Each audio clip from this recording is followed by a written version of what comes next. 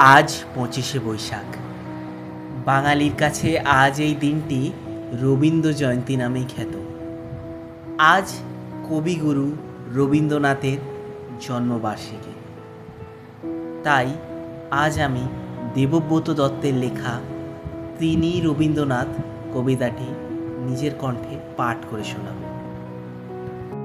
যখন আমি অঘোর ঘুমে, যখন মধ্যরাত, তখন যাকে স্বপ্নে দেখি তিনি রবীন্দ্রনাথ।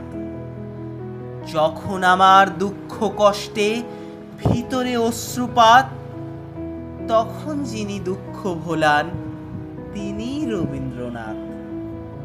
যখন আমি হারিয়ে যাই, কেউ ধরে না হাত, তখন যিনি পৌঁছে দেন তিনি রবীন্দ্রনাথ।